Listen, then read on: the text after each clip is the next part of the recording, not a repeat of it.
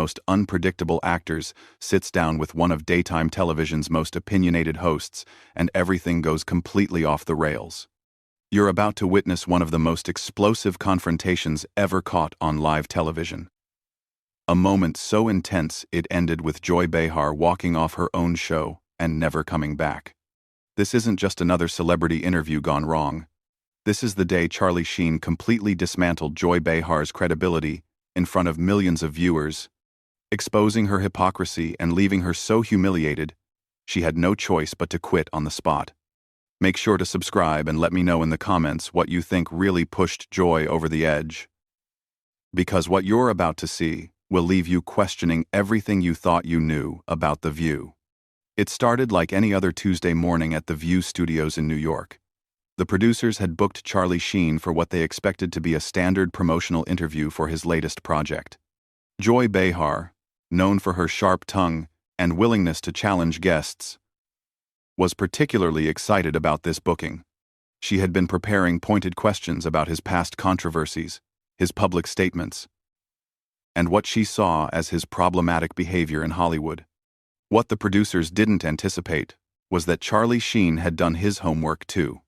He knew exactly who Joy Behar was, her history of controversial statements, and her pattern of grandstanding during interviews. He came prepared for battle, and Joy had no idea what was coming. As the cameras rolled and the show went live, Joy began with what seemed like a friendly introduction. "We're here with Sheen, and Charlie, I have to say, you've certainly had quite the journey in Hollywood. Some might say, a rocky one." Charlie smiled that famous grin of his and leaned back in his chair. "Well, Joy, I could say the same about your journey in television. Some might say, hypocritical." The other hosts immediately sensed the tension. Whoopi Goldberg shifted uncomfortably in her seat, while Sarah Haynes looked between the two guests with obvious concern. But Joy, true to form, doubled down. Hypocritical? That's interesting, coming from someone who's had very public struggles with substance abuse and has made some questionable comments about women over the years. Charlie's expression didn't change, but his voice took on that edge that anyone familiar with his interviews would recognize. "You want to talk about questionable comments about women? Should we discuss your comment about how Republican women are just angry because they can't get dates? Or maybe your statement that conservative women don't think for themselves?" Joy's face began to redden slightly, but she pressed on. "Those were political observations, Charlie. There's a difference between political commentary and personal attacks." "Political commentary?" Charlie repeated slowly, as if tasting the words. "Is that what we're calling it now? Because I seem to remember you saying that women who vote Republican are basically voting against their own interests because they're too stupid to know better. Was that political commentary too?" The studio audience had gone completely silent. This wasn't the usual back-and-forth banter that The View was known for. This was something else entirely. Joy looked to her co-hosts for support, but found none. Even Whoopi, usually quick to jump into any controversy, seemed to be staying out of this one. "I think you're taking my words out of context," Joy said, but her voice had lost some of its usual confidence.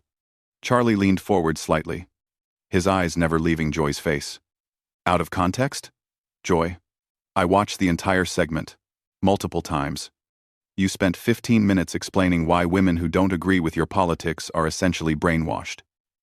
But when I make a joke about Hollywood culture, suddenly I'm the problem? Your jokes weren't just about Hollywood culture." Joy shot back, her voice rising slightly. "You've made degrading comments about women. You've had public meltdowns. And frankly, your behavior has been erratic at best." "Erratic," Charlie repeated, nodding slowly. "That's rich coming from someone who once screamed at a guest for having different political views, and then claimed you were the victim when people called you out for it. Tell me, Joy, when you were having your very public meltdown about the election results, was that erratic behavior or just passionate journalism?" The cameras captured every moment of Joy's face as it cycled through emotions, anger, embarrassment, frustration. She was clearly not used to being on the receiving end of this kind of direct confrontation, especially not on her own show. "I've never had a public meltdown," Joy insisted, but her voice was shaking now. Charlie pulled out his phone. And for a moment, Joy looked hopeful that he was going to back down. Instead, he began reading from what was clearly a prepared list. November 15th, you threw papers at your co-host during a commercial break because she disagreed with you about climate policy. December 3rd, you walked off set during a live show because a guest corrected your facts about healthcare statistics. January 22nd, you interrupted a guest 7 times in under 3 minutes because you didn't like their opinion about foreign policy. Should I continue?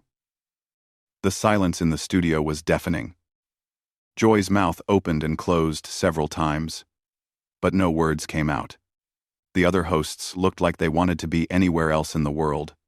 Those were just, Joy stammered. "I'm passionate about the issues that matter to Americans." "Passionate," Charlie said, leaning back again. "Is that what we're calling it? Because, from where I'm sitting, it looks like you can dish it out, but you can't take it. You've built a career on attacking people, questioning their character, their intelligence, their motives. But the minute someone does the same thing to you, suddenly you're the victim." Joy's face was now noticeably flushed, and her hands were clenched on the desk in front of her. "This is completely inappropriate. This is supposed to be an interview about your work." "Oh, now you want to talk about my work?" Charlie asked, raising an eyebrow. "Because 5 minutes ago, you wanted to talk about my personal life, my struggles, my past mistakes, but when the spotlight turns on you, suddenly we need to change the subject?" The tension in the room was so thick you could cut it with a knife. Joy looked desperately to the producers off camera, but they seemed just as stunned as everyone else. This wasn't going according to anyone's script.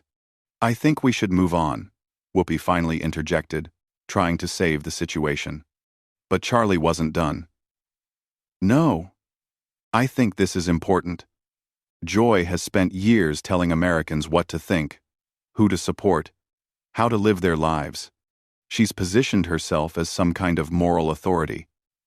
But what's her qualification for that exactly? What has she done besides criticize other people?" Joy's eyes flashed with anger at Charlie's question about her qualifications.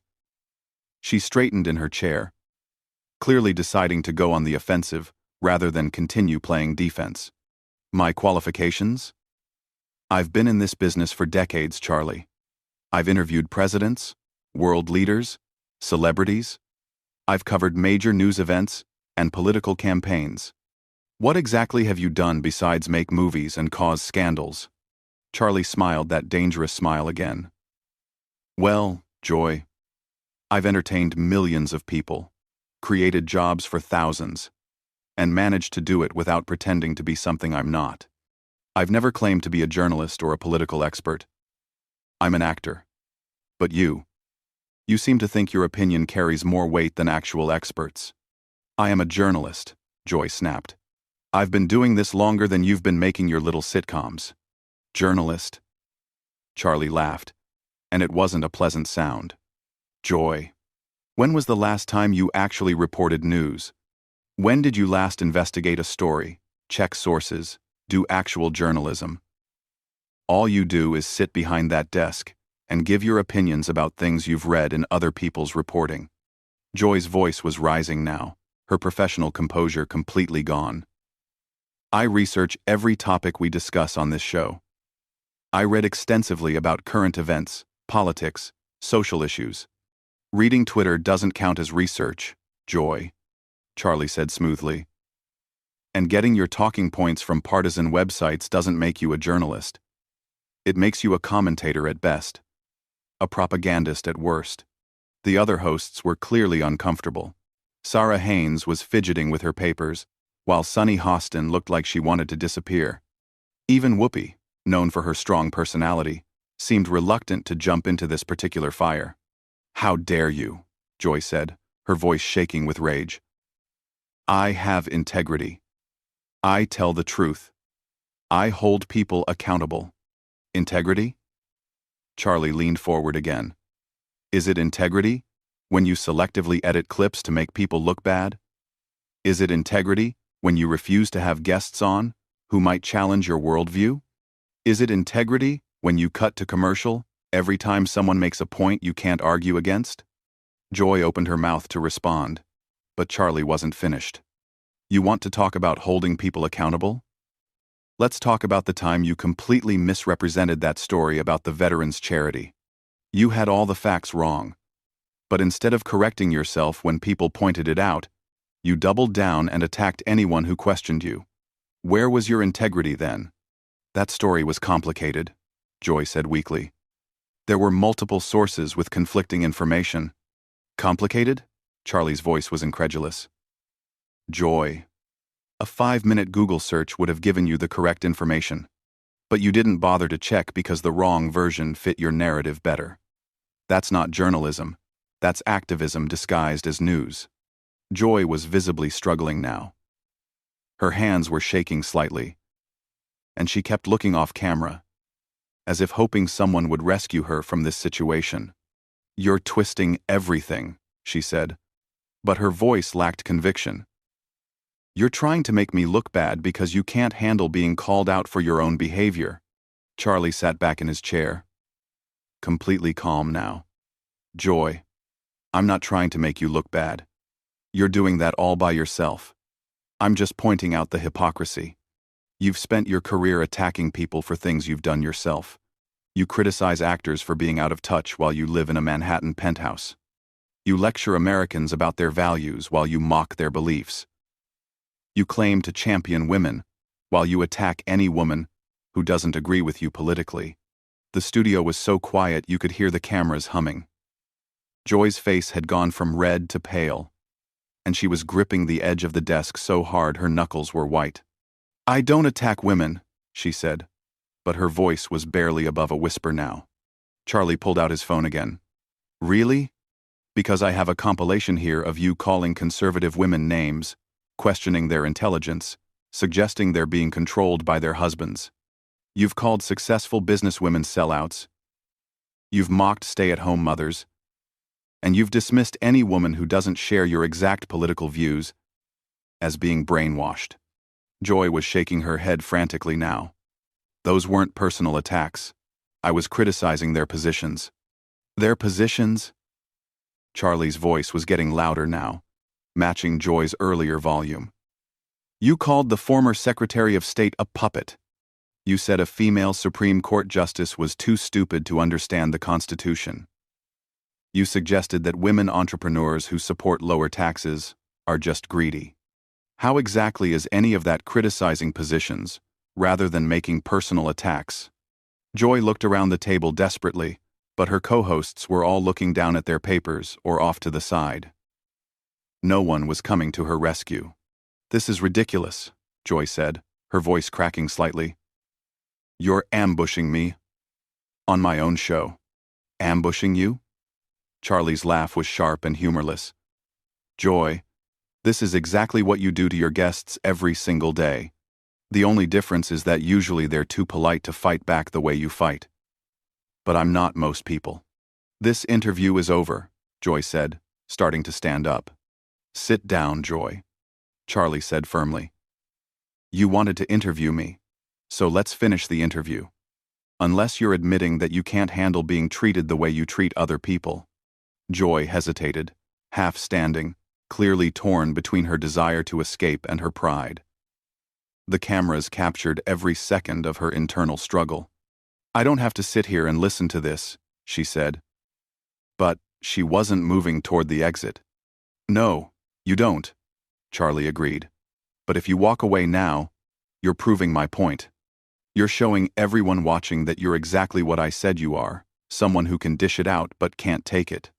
Someone who talks tough, but runs when confronted with the same energy you bring to every conversation. Joy slowly sat back down, but her body language screamed defeat. She looked smaller somehow, less commanding than she had at the start of the interview. What do you want from me? She asked quietly. Charlie's expression softened slightly. but his voice remained firm. I want you to admit what you are, Joy. You're not a journalist. You're not an objective commentator. You're an entertainer, just like me. The difference is that I own what I am. You hide behind claims of integrity and journalistic standards while behaving like a political operative. Joy stared at him for a long moment, her eyes filling with what looked suspiciously like tears. When she finally spoke, her voice was barely audible. You don't understand, Joy whispered, her voice trembling. This show, this platform, it's important. We're giving voice to issues that matter. Charlie's expression remained unchanged. Whose voice, Joy? Because it seems like the only voice that matters on this show is yours. When was the last time you had a guest on who genuinely challenged your worldview, and you let them finish their thoughts without interrupting, without cutting them off, without dismissing them? Joy wiped at her eyes, trying to compose herself. But the damage was already done. The powerful, confident host who had started this interview was gone, replaced by someone who looked lost and vulnerable. We have diverse viewpoints, she said weakly. Diverse? Charlie shook his head. Joy. Having people who agree with you 90% of the time instead of 100% isn't diversity. It's an echo chamber. And you've turned yourself into the chief echo. Whoopi finally tried to intervene again. Maybe we should take a break and... No, Charlie said firmly, never taking his eyes off Joy. We're not done here. Joy wanted to psychoanalyze me, to dig into my personal life, to question my character. Fair enough. But now it's her turn. Joy's breathing was becoming more labored, and she kept looking toward the exits. I can't do this anymore. Can't do what, Joy? Can't have a real conversation? Can't defend your own actions? Can't handle being questioned the way you question everyone else? Charlie's voice wasn't shouting, but it carried the weight of absolute conviction. This is what you do, Joy. Every single day. You sit behind that desk and you tear people apart. You question their motives, their intelligence, their right to have opinions different from yours. But the minute someone turns that same energy on you, you fall apart. Quote. Joy stood up abruptly, her chair sliding backward with a sharp screech. I don't have to listen to this. This is my show. Is it, though? Charlie asked calmly. Because from where I'm sitting, it looks like you're just another employee who's been allowed to think she's more important than she actually is. The show will go on without you. Joy. The network will find someone else to fill that chair. But you'll just be another former talk show host who couldn't handle the pressure when it was applied to her instead of by her. Joy's face was streaming with tears now, her makeup running, her professional facade completely shattered. You're a horrible person, she managed to choke out. Maybe I am, Charlie agreed. But at least I'm honest about who I am. I don't pretend to be a moral authority while behaving like a bully. I don't claim to care about women while attacking any woman who disagrees with me. I don't lecture people about tolerance while being completely intolerant of different viewpoints. Joy was backing toward the exit now, but Charlie's voice followed her. You know what the difference between us is, Joy? When I mess up, when I say something stupid or do something wrong, I own it. I don't hide behind claims of being misunderstood or taken out of context. But you've built an entire career on being the victim while victimizing others. Stop, Joy said, her voice breaking completely. Just stop. Why should I stop? Charlie asked, his voice relentless. You didn't stop when you spent 20 minutes attacking that young conservative commentator last month. You didn't stop when you made that military wife cry during your interview about veterans' benefits. You didn't stop when you deliberately mischaracterized what that small business owner said about healthcare costs. Why should I give you the courtesy you've never given anyone else? Axid. Grom. Joy was at the edge of the set now, torn between her instinct to flee and her desperate need to have the last word. I help people. she said desperately.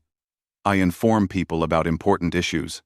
Charlie stood up slowly, his full presence filling the space. You don't help people, Joy.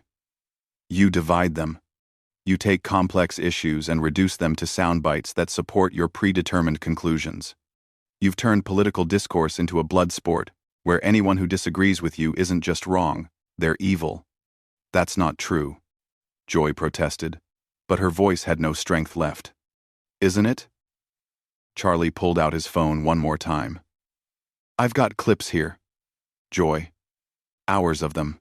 You calling people names, questioning their patriotism, suggesting they're racist or sexist or stupid just because they have different priorities than you do. You've made a living off of division and hatred, and you've convinced yourself that you're the good guy in all of this. Joy shook her head violently. I fight for what's right. I stand up to injustice. Quote, No, Charlie said quietly. And somehow his quiet voice was more devastating than any shout. You perform outrage for ratings. You turn real issues into entertainment. You've taken the legitimate concerns of real people and turned them into talking points for your show. You don't care about solving problems, Joy. You care about being seen as the person who cares about solving problems. The silence stretched for what felt like an eternity. Joy stood frozen at the edge of the set, tears streaming down her face, her chest heaving with suppressed sobs. The other hosts sat motionless, afraid to move or speak. The cameras kept rolling, capturing every second of Joy's complete breakdown. I quit, Joy finally whispered. What? Whoopi said. The first words she'd spoken in several minutes. I quit, Joy said louder, her voice gaining strength from desperation. I can't do this anymore. I won't sit here and be attacked like this. This isn't journalism. This isn't entertainment. This is cruelty. Charlie sat back down calmly. And there it is. When faced with the same treatment she gives everyone else, Joy Behar calls it cruelty. When she does it to other people, it's holding them accountable. When someone does it to her, it's an attack. Joy was backing toward the exit again, shaking her head frantically. You're all witnessing this. You're all seeing what he's doing to me. What I'm doing to you. Charlie's voice was incredulous. Joy, I'm using your own words, your own actions, your own history against you. If that feels like an attack, maybe you should think about what that says about your own behavior. I'm done, Joy said, reaching the exit. I'm done with this show. I'm done with this network. I'm done with all of it. You want to destroy people? Fine. Do it without me.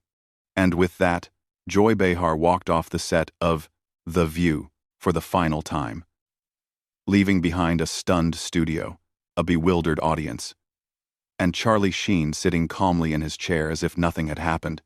Charlie looked directly into the camera. And that, ladies and gentlemen, is what happens when someone who's made a career out of dishing it out finally gets a taste of their own medicine. The show cut to commercial, but the damage was done. Joy Behar had been completely exposed, humiliated on her own show, and driven to quit by someone who simply treated her the way she had been treating others for years. What did you think of Charlie Sheen's systematic dismantling of Joy Behar's credibility? Was he too harsh?